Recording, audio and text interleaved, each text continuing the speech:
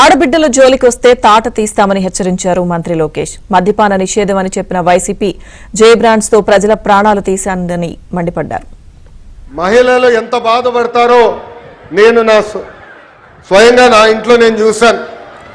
ఆనాడు శాసనసభ సాక్షిగా మా తల్లిని అవమానిస్తే మా తల్లికి 3 నెలలు పట్టింది కోలుకునేదానికి. తెలుగు వాడుక భాషల్లో కొన్ని పదాలు ఉంటాయి.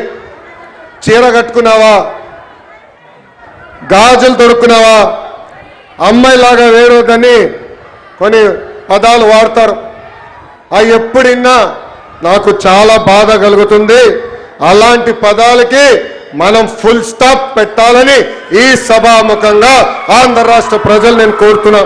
అలాంటి మాటలు ఎవరైనా మాట్లాడితే మాట్లాడదని చెప్పండి, ఎక్కువ తక్కువ మాట్లాడాలి చెప్పండి. అన్న లోకేష్ చెప్పాడు తోలు తీస్తాడని. ఈ సందర్భంగా గౌరవ ముఖ్యమంత్రి గారిని, ఉప ముఖ్యమంత్రి గారిని ఒక విషయం కోరాలనుకుంటున్నా.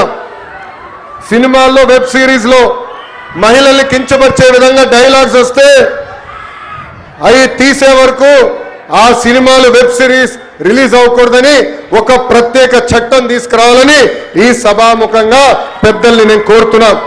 మహిళా భద్రత గురించి అందరూ మాట్లాడతారు, అనేక చట్టాలు తీసుకురావాలంటారు.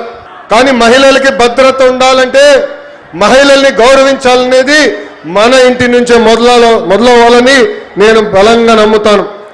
అందుకే నేను విద్యాశాఖ మంత్రి అయినప్పుడు ప్రత్యేకంగా first class, second class text books తెప్పించా. దాంట్లో ఫోటోలు చూసా. ఇంటి పనులు చేస్తున్న ఫోటోలన్నీ మహిళల ఫోటోలు ఉన్నాయి. ఏకంగా అది నేను మార్చాను. ఇప్పుడు 50% ఫోటోలు మగవాళ్ళు ఇంటి పనులు చేసే ఫోటోలున్నాయి, 50% ఫోటోలు ఆడవాళ్ళు ఇంటి పనులు చేసే ఫోటోలున్నాయి. అంటే మార్పు అనేది ఇంటి నుంచే మొదలవ్వాలని బలంగా నమ్మే వ్యక్తి మీ లోకేష్. ఇంకా మెగా పేరెంట్ టీచర్ మీటింగ్లో ప్రత్యేకంగా పిల్లలతో తల్లికి వందనం కూడా మన ప్రభుత్వం చేపించింది. ఇప్పుడు స్త్రీ శక్తి పథకం ద్వారా ఉచితంగా బస్ ప్రయాణం కూడా మన ప్రభుత్వం ప్రారంభిస్తుంది. ఈ పథకం మహిళలకు మరింత శక్తి సమకూరుస్తుంది. చదువుకునేదానికి, ఉద్యోగాల కోసం కానివ్వండి, ఈ స్త్రీ శక్తి పథకం ద్వారా మీకు భారం తగ్గిస్తుంది. ఈరోజు బస్సు ప్రయాణంలో మా అక్క, చెల్లెలు, పెద్దమ్మ, చిన్నమ్మలతో మాట్లాడా.